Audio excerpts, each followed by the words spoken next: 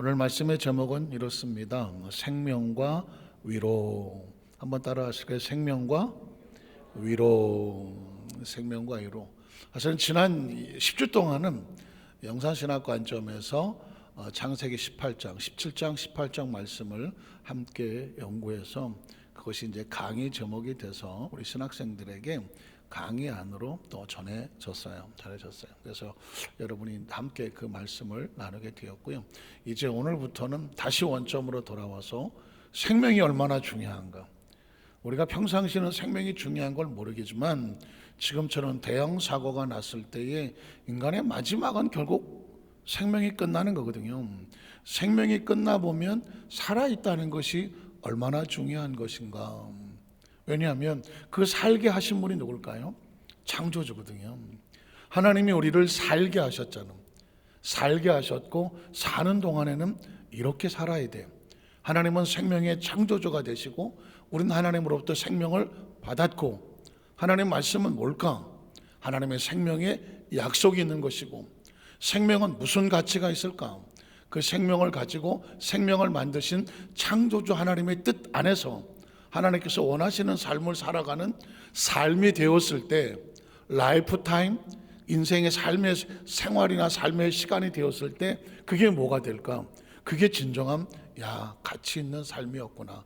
그래서 어느 날 우리가 지금 생명으로 살지만 지금도 막 생명이 시간으로 흘러가고 있지만 우리의 시간이 타임 아웃, 시간이 끝났을 때에 지나온 삶을 돌이켜보면서 나는 어떻게 살았지? 최선을 다하여 부족한 것도 많았지만 하나님 말씀 안에서, 뜻 안에서, 명령 안에서, 사명 안에서, 순종 안에서 그래도 이만큼 살았구나. 그래서 뒤돌아보면서 예수님은 다 이루셨다고 하고 십자가에 달리셨지만 우린 다는 못 이뤘지만 주여 우리에게 맡겨진 사명, 그래도 그나마 우리가 할 수 있는 한 이루게 하여 주셔서 감사합니다. 그리고 두 손 가슴에 얹고 눈을 감고 코는 안 골겠지만 그렇게 인생을 숙면하고 영면에 들어가면 그게 생의 가장 아름다운 마무리가 되리라고 믿습니다. 크리스천은, 그래서 여러분, 죽음은 두려워하는 자에게는 두려운 존재지만 죽음을 두려워하지 않는 사람에게는 죽음은 전혀 두려운 존재가 아닌 거예요. 믿으십니까? 최선을 다해서 열심히 땀 흘려 헌신하여 살고 주어진 시간 동안, 내가 만든 시간이 아니니까, 그래서 주어진 시간 동안에 최선을 다하는 생명의 삶을 살아갈 때 하나님께서 순간순간 그 생명이 힘들고 어려울 때 용기 내어 이기라고 위로를 주시더라고요. 위로. 그래서 오늘 말씀의 제목은 생명과 위로다. 자, 오늘 말씀을, 이 배경을 좀 스토리를 살펴보면 이제 아브라함의 하나님, 이삭의 하나님 되는데 이삭에게 하나님께서 배우자를 만나게 해주시는, 배우자 리브가를, 영어로 말하면 레베카라고 하는 리브가를 만나게 해주시는데 이 과정 속에 하나님께서 어떻게 개입을 하고 그 등장하는 인물들이 그 입에서 어떤 말을 하는지, 그 입의 말을 통해서 이 사람은 생명의 사람이구나, 이 사람의 입에는 생명이 없구나. 이 말씀을 묵상하다가 보니까요, 그 사람이 생명의 사람인지 생명의 사람이 아닌지, 그 속에 생명이 있는지 없는지 어떻게 할까? 그 사람의 고백을 들어보면 알겠더라고. 그 사람의 고백을 무슨 말을 하는지를 들어보면 이 사람은 생명의 사람이구나. 말을 들어보니까 이 사람은 생명이 없네, 생명의 사람이 아니구나. 그러면 크리스천은 가급적 될 수 있는 한 어떤 사람을 만나야 되겠어요? 생명을 말하는 사람을 만나야죠. 생명을 고백하는 사람을 만나야 돼요. 그 입에 생명이 있는 사람을 만나야 돼요. 왜냐하면 생명은 서로에 영향을 미치기 때문에 생명이 있는 사람을 만나서 대화를 하면 그 생명이 나에게 영향을 미쳐요. 어떤 사람은 전혀 생명이 없는 사람, 말만 하면 죽이는 사람, 상처 입히는 사람, 힘들게 하는 사람, 이런 사람을 가까이 하고 같이 어울리면 내 생명이 다치죠. 내 생명이 상처를 입는다니까. 뒤집어 또 말하면 난 어떤 사람이 되어야 될까? 내 입에서 나가는 말은 생명의 언어여야 되겠지. 나를 만난 사람마다 생명이 연결돼요. 나를 만난 사람마다 생명이 살아. 나를 만나는 사람마다 갑자기 눈이 번쩍번쩍번쩍하고 얼굴이 화색이 돌고 같이 어깨도 펴지고 그래. 아이고 권사님, 집사님, 뭐 장로님, 아이고 뭐 전사님, 목사님 만나니까 내가 좀 숨을 좀 쉴 수 있는 것 같아요. 생명은 숨을 쉬어야 사는 거니까. 만약에 뭐 생명이 힘들면 숨이 답답하잖아요. 숨을 쉬고 싶은데 숨이 안 쉬고 목은 쪼이는 것 같고 가슴은 답답하고 막 식은 땀은 나고 막 속은 상하고 막 이 정도면 TV 드라마 나가야 되지 않습니까? 그런데 갑자기 숨통이 터지면 사는 소리거든요. 사는 건 단순합니다. 이건 사는 소리예요. 못 사는 소리. 이건 못 사는 소리야. 사는 건 아주 단순해. 여러분요, 막 숨이 잘 쉬어지는 사람은 사는 사람이고 숨이 안 쉬어지면 못 사는 거잖아요. 그래서 나로 숨쉬게 하는 사람, 또 나는 누구인가, 다른 사람을 숨쉬게 하는 사람인가, 이게 중요해요.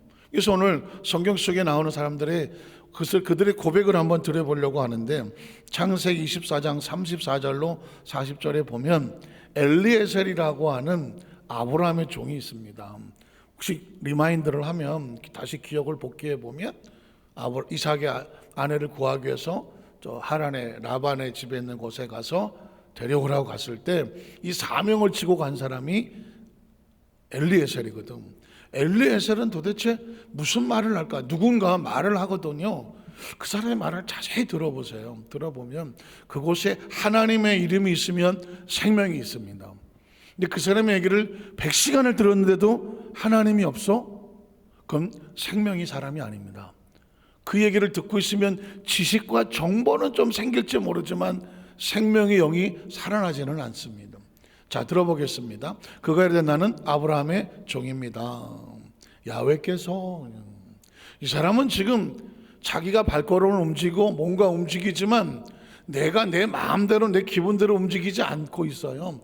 하나님께서 나의 주인에게 크게 복을 주시어 창성하게 하셨고 소와 양과 은금과 종들과 낙타와 나귀를 하나님이 그에게 주셨고 나의 주인 안에 살아간 노년에 나의 주인에게 아들을 낳음에 주인이 그의 모든 소유를 그 아들에게 주었습니다.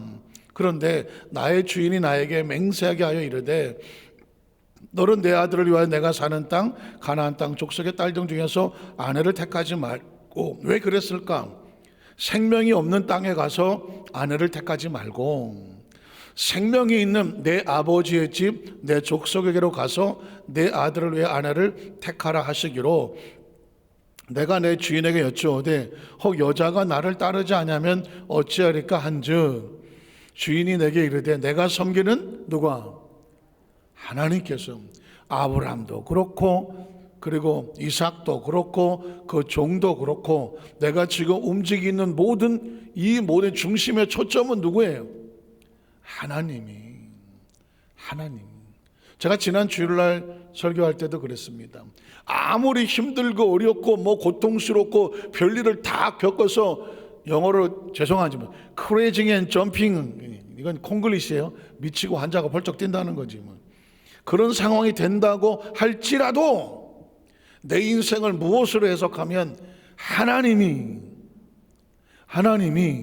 라고 내 중심을 해석을 하면 애당초 나는 내 인생에 해는 없다. 내 인생은 애당초 내 안에 한이 없다. 절망은 없고 낙심도 없다. 왜? 하나님이 주관하시는데.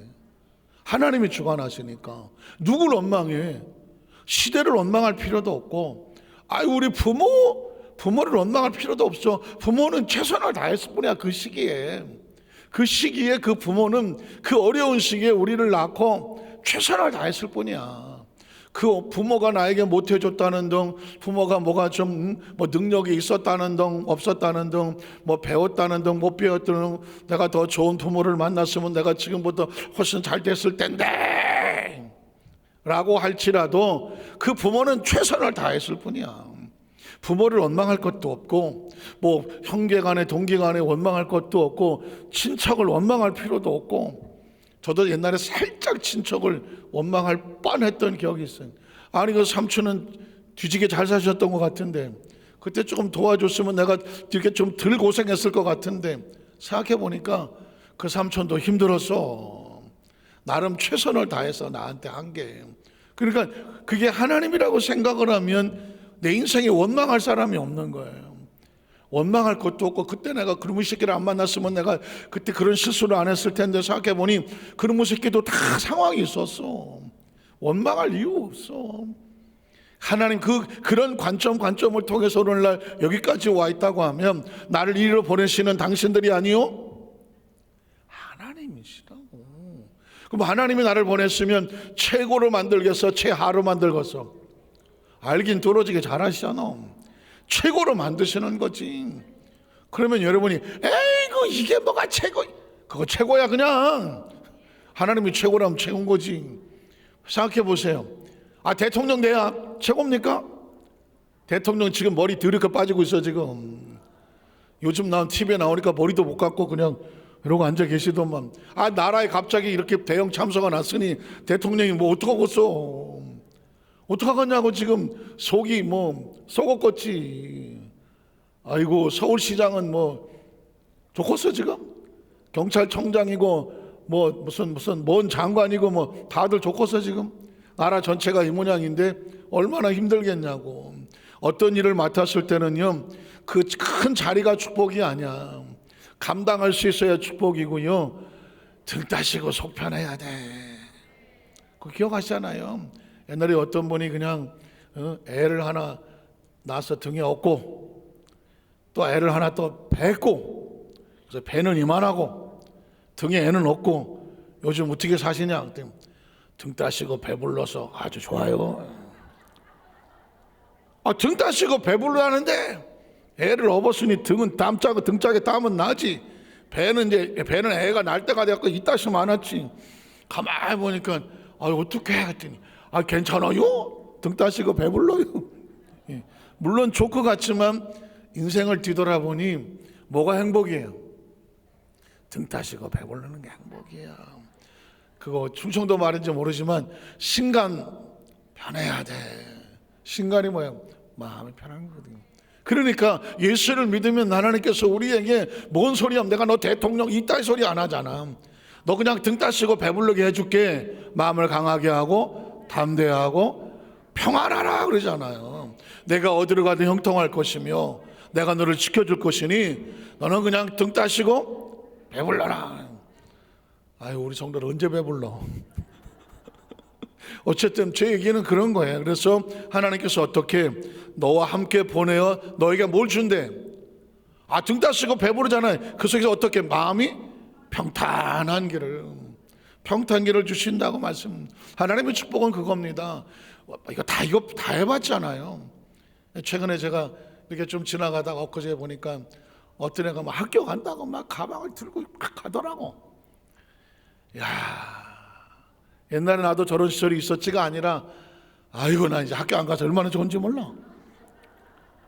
학교 안 가서 얼마나 좋아. 옛날 고3 때 고2 때 야간 자유 학사한다고 대학 서울대 몇 명 가야 된다고 선생님 밤 10시까지 잡아놓고 그냥 도시락 弁또 2개씩 싸다 놓고 말이야.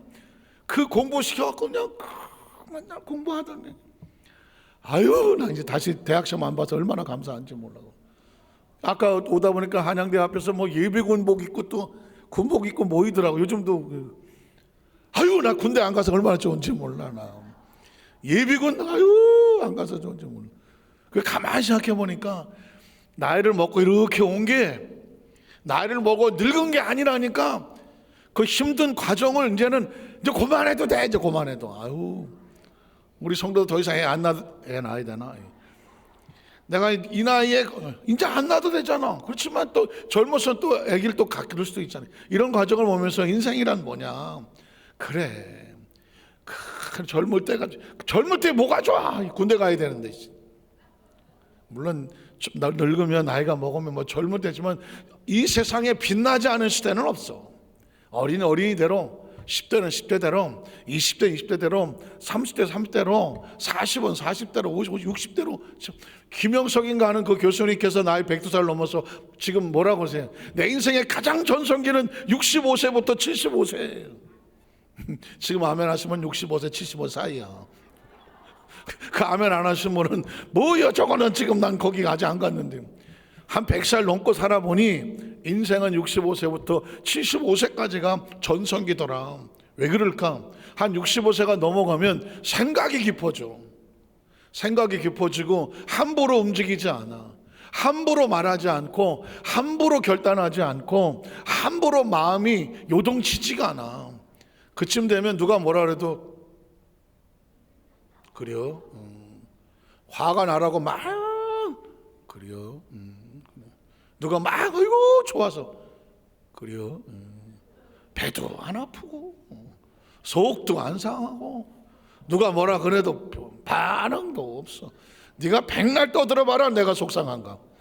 네가 백날 난리를 쳐봐라 난 꼼짝도 안 한다. 이게 몇 살부터라고? 65세야. 아직 멀었지.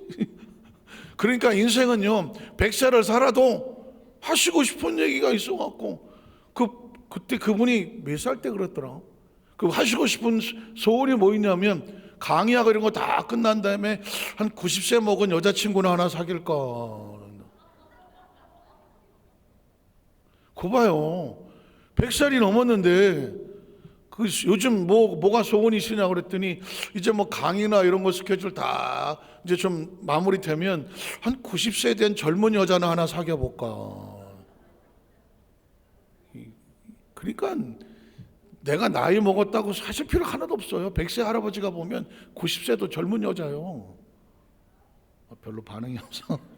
어쨌든 간에 그래서 인생은 그냥 뭐 다른 사람 뭐 비교할 것도. 그래서 어느 조그만 조크에 보면 그런 이야기 했어요. 당신이 지금 불행한가? 마음이 아프고 불행한가? 그건 누군가와 비교하기 때문이다. 누군가와 비교하지 않으면 절대로 마음 상할 일 없어요. 근데 지금 뭔가 내가 마음이 불편하다, 뭔가 난 행복하지 않다고 느낀다면 당신은 지금 누군가와 비교하고 있기 때문이다.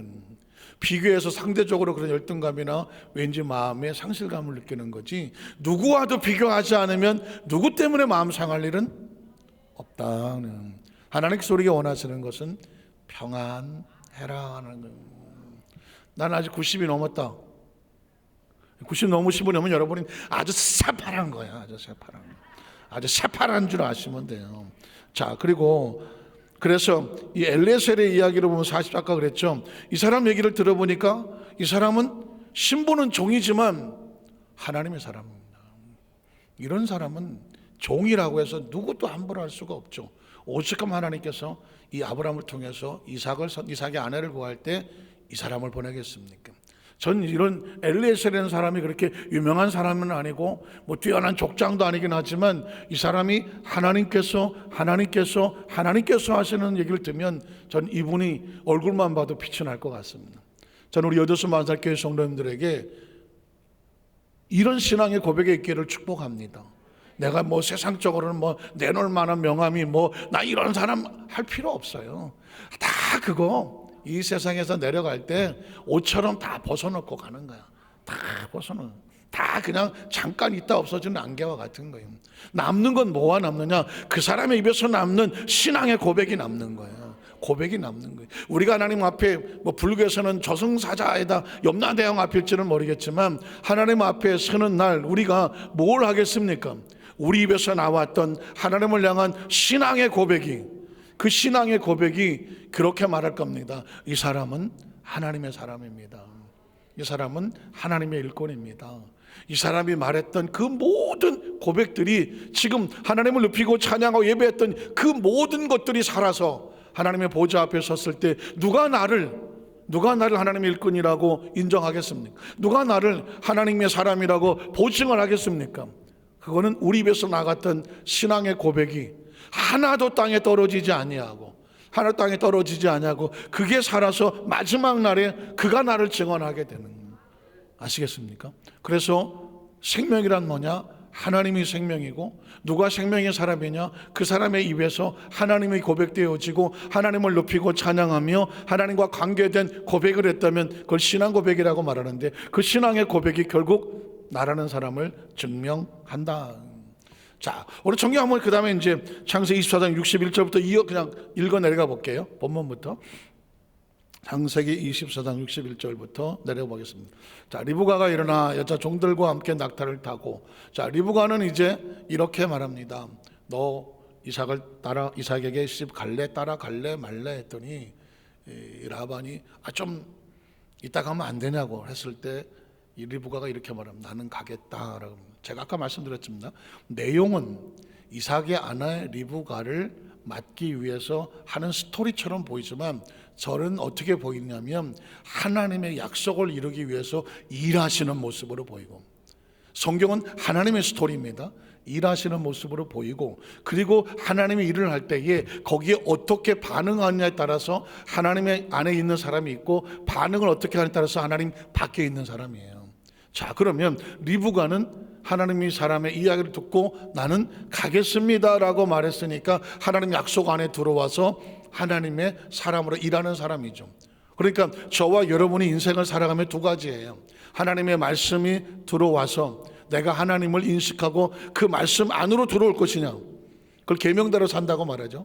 아니면 말씀을 듣고도 하나님 말씀은 여기 있지만 난 싫어요, 내가 하고 싶은 대로 할 거예요 하는 사람은 하나님 밖에 있는 사람이죠.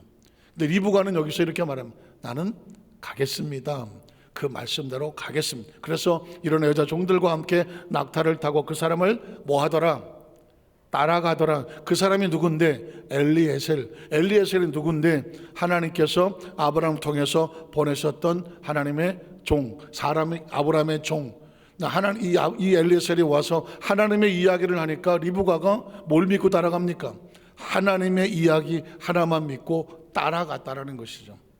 그래서 그 종이 리브가를 데리고 가더라. 어디로 갈까요? 아브라함의 집으로 가겠지, 이삭의 집으로 가겠지. 아브라함의 집이나 이삭의 집이 아닙니다. 그 아브라함과 이삭의 집에는 뭐가 있을까요? 하나님의 약속이 있는 곳입니다.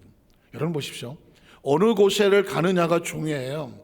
아브라함의 집으로 시집 가는 정도가 아니라니까, 그냥 결혼 이야기가 아니라니까. 하나님께서 아브라함과 이삭을 통해 일하시는 그곳에, 그 가정에 들어와서 합류를 하면 그 약속 속에 같이 들어오는 거예요.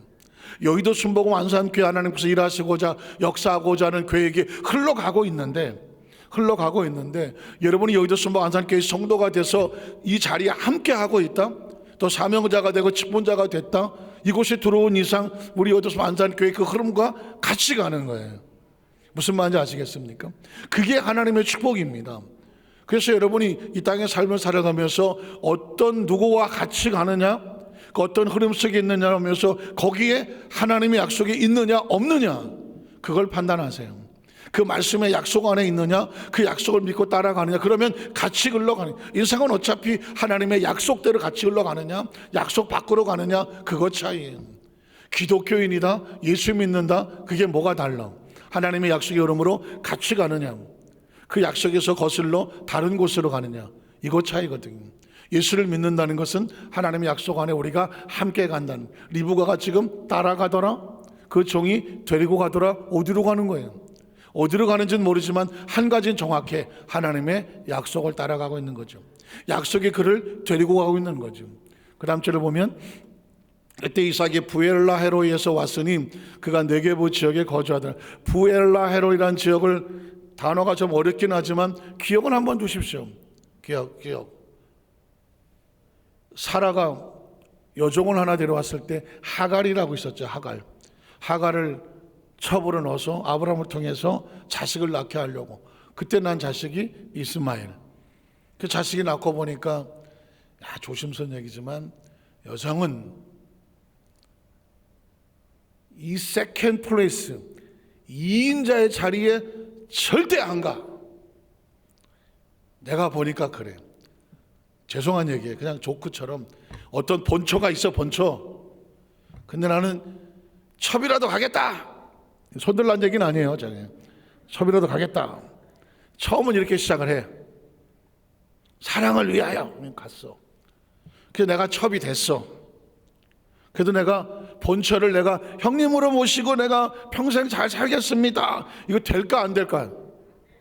안 됩니다. 여자는 이 세상에서 자기보다 이쁜 여자 꼴을 못 봐.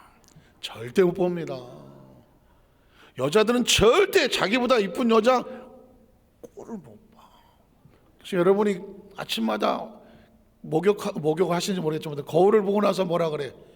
거울아, 거울아, 이 세상에서 누가 제일 이쁘냐 그래요. 제일 이쁘냐고 그래. 그래놓고 어떻게 말해? 누가 제일 이뻐? 자기가 제일 이쁜데도 여자들은 거울을 보면서 자기가 제일 이쁘라고 생각하면서도 항상 거울 보면서 뭐라고 말해? 나는 코가 조금만 높았으면 더 이뻤을 텐데, 내가 눈썹이 조금만 짙었으면 더 이뻤을 텐데, 항상 마음에 내가 보조개가 조금만 더 들어갔으면, 그래갖고는 어떻게든지 이걸 좀 어떻게 커버해 볼까 하면서 거울을 보면서 자기가 제일 이쁘다고 생각해요. 그리고 조금 아까 제가 표현을 좀 조심스럽게 들었지만, 처음에는 내가 첩이라도 쫓고 들어가지만 절대 첩에 머물리지 않아. 본처를 쫓아내야 돼. 그 자리에 올라가야 돼. 그걸 사라가 몰랐던 거야. 내가 하갈에게 은혜를 베풀면 지가 와서 아이 낳아주고 그냥 내가 아이가 없으니까 그냥 형님 동생 하면서 키우며 살지. 사라의 착각. 누가 영화 만들어봐요. 사라의 착각. 그렇지만 하갈이 아이를 낳고 나니까 어떻게 마음의 변심에서 어떻게 해요? 사라를 어떻게 여겼더라? 업수이 여겼더라. 업수. 아이고 지가 주인이라고. 아이고 애도 아이고. 그래서 얘 하갈아 왜요? 옛날에는 애 많이 하고 오던 사람이 하갈아 그래. 귀가 안 들려요? 무시하기 시작하더라는 거죠. 그래서 보니까 절대로, 그래서 남자들이 밥 먹다가 쓸데없는 소리 하면 안 되죠. 김태희가 나온다고 쳐다보고 부인이 그런다면 김태희가 이뻐 내가 이뻐 그런다며요. 전 절대 태어나서 그런 일은 안 합니다. 가끔씩 들어보면 그런데요, 남자가 정신없이 밥 먹다가 이쁜 여자가 텔레비에 나와서 쳐다보고 있으면 저 여자가 이뻐 내가 이뻐. 근데 순진해갖고 김태희가 이쁘지 넌 죽었어. 그냥 여자는 그게 안 된다. 성경 속에도 그런 스토리가 나와 있는 거예요. 사실은 신앙이란 하나님이 이런 고백하죠. 난 뭐하는 하나님이다?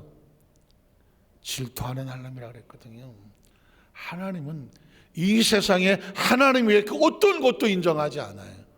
그건 어떻게 보면 여성의 심리와 같은 것 같아요. 하나님은 하나님보다 이쁜 것보다 못 참아. 좀 어려운가?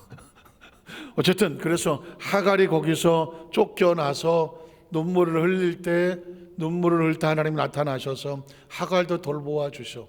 그때 거기서 하갈이 이렇게 말해. 부엘라 헤로이, 나를 감찰하시는 하나님. 한번 따라 하실까요? 나를 감찰하시는 하나님, 나의 눈물을 보고 계시는 하나님. 그곳에 이삭이 그곳에 머물렀다 하면서 슬쩍 부엘라 헤로이를 성경에 기록하고 갑니다. 기억해 두시고요. 왔으니 그가 네게부 지역에서 거주하였습니다. 계속 읽어 나갈게요. 이삭이 저물 때 들여나가 묵상하다가, 여기서 묵상이라는 단어가 나오더라고요. 혹시 묵상하면 떠오르는 단어 혹시 구절이 있을까요? 성경 구절. 주야로 묵상하는 자다. 누가?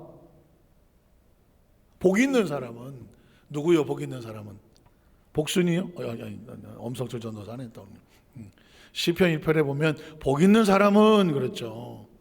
오만한 자, 죄인, 안 따라다니고 오직 야훼 율법을 즐거워하여 그 율법을 주야로 묵상하는 자들아. 혹시 묵상의 뜻은 아시나? 묵상은 좀 쉽게 얘기한다고 말하면 되새김질을 한다는 거예요. 되새김. 나는 지금도 되새김질을 한다. 되새김질 하십니까? 하루에 몇 번 하십니까? 지금 손 들고 당황하셨어요. 지금 몇 번 할 때. 보통 사람은 되새김질을 안 하고 누가 합니까? 소가 하자예요. 소는 되새김질을 왜 합니까? 있을 때 잔뜩 먹어둬야 돼. 원체 등치가 있다시만 하니까. 있을 때 잔뜩 먹어두고, 그리고 일하다가 조금 틈나면 앉아서 올려갖고 그걸 또 씹고 넣어서 또 그걸 또 씹어놓고. 소는 위가 몇 개예요? 몇 개예요? 4개라고 배웠죠. 4개라고 배웠어요. 그 제가 어느 신방을 가갖고 그 묵상이라는 단어를 설명하면서 소는 위가 4개인데 하면서 했더니 그 옆에 성도 하나가, 남자 성도가 이래요. 목사님, 사실 6개입니다. 6개요? 에이, 우리 학교 다닐 때 4개라고 배웠는데? 학교 다닐 때 4개를 배웠죠? 같은 학교 안 다녔나? 4개를 배웠어요. 근데 그분이 이렇게 말해. 6개래. 이게 뭐야? 이 사람이 왜 나한테 이렇게 덤벼드나? 그랬더니 혹시 그 집사님은 직업이 뭐예요? 했더니 푸주간을 하신다네. 푸주간을 한대. 실제로 이렇게 고기가 와서 잘라봤더니 위가 6개가 달렸대. 누가 이겼겠어요? 나는 그냥 배운 거고, 그분은 직접 해부를 해보신 분이니, 그래서 제가 바꿨죠. 나는 4개로 배웠으나 이 푸주간 사장님이 6개라고 하므로 그 6개로 낙찰되었습니다. 뭐 6개든 7개 중요한 게 아니라 그만큼 소는 위가 많아갖고 평상시 많이 담아뒀다가 틈나는 대로 자꾸 씹어서 영양분을 공급한다는 거죠. 이 이야기는 뭐냐면 크리스찬은 위가 많아야 돼. 하나님 말씀을 많이 담아뒀다가 틈나는 대로 묵상하고 또 묵상하고 또 묵상하는 거죠. 그걸 뭐라고 말하냐면 묵상한다. 주야로 묵상한다. 이삭은 그러니까 하나님과 기도하고 특별히 말씀을 묵상하는데, 이 시대의 묵상은 뭘 묵상했겠어요? 하나님의 약속이죠. 아브라함에게 있었던 하나님, 그리고 아브라함의 축복이 이삭에게 왔다는 거예요. 그러니까 여러분도 마찬가지입니다. 강단에 제가 말씀을 끊임없이 할 때 하나님의 약속, 언약, 그래서 테스타멘트라는 단어, 커버넌트라는 단어 끊임없이 있는 뭐냐면 내가 누구인가? 하나님은 뭐 하신 하나님이신가? 약속하신 하나님. 하나님과 나는 어떤 관계인가? 계약이 맺어진 관계. 그러면 이 계약자는 항상 뭘 알고 있어야 되냐? 나하고 하나님께 맺어진 계약의 내용을 알고 있어야 돼. 계약의 내용을 알고 있어야 돼. 대한민국만 그럴까? 전 세계도 그럴까? 우리 뭐 어쨌든 뭐 계약서 보험을 들었던 아는데 그 안에 내용은 잘 몰라. 왜 모를까요? 글씨가 글씨가 얼마나 조그만지. 어디 약봉지에도 보면 뭐 주의사항 해놨는데 보니까 글씨가 아주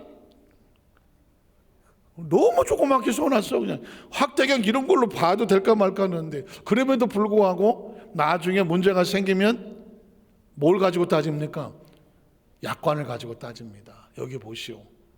그래서 여러분 보험을 들어놓고 나중에 가서 분쟁이 많이 생길 때 과연 이 보험의 약관이 어떻게 적용되느냐, 이걸 대부분 모르기 때문에 당하는 거거든요. 크리스찬은 이 땅에 살면서 이 하나님 말씀은 뭐다? 하나님과 우리 사이에 약관이라는 게 약관이에요. 하나님 우리에게 약속해 주신 거야. 그럼 너는 뭘 믿느냐? 하나님의 이 약속을 믿는 거지. 그리고 우리가 뭘 믿고 기도하느냐? 이 말씀의 약관을 믿고 기도하는 거지. 주께서 말씀하셨으니 말씀대로 될 줄로 믿습니다. 그걸 믿는 거죠. 그 약관의 사인이 뭐냐? 예수 그리스도 이름인 거죠. 너희가 내 이름으로 구하면, 그잖아요. 사인을 마지막에 도장을 찍고 사인을 해야 되는데 그 사인이 뭐다? 예수 그리스도. 그래서 예수의 이름을, 주의 이름을 부르는 자는 구원을 얻으리로다. 옛날에 뭘 몰라갖고 주의 이름을 부르는 자는, 난 따지는 걸 좋아하거든. 아니 주의 이름을 부르는데 뭔 구원을 얻나?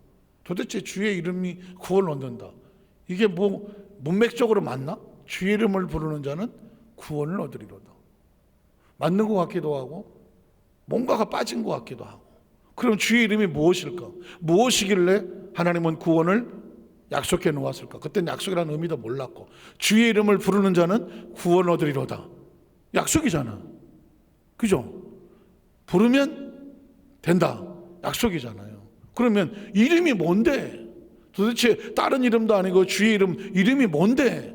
이름이 뭐니까 너희가 내 이름으로 아버지께 구하면 아버지께서 내 이름으로 시행하시리라고 약속을 해놨잖아. 예수님의 이름이 보증인이고 도장이고 사인인 거죠. 그래서 예수의 이름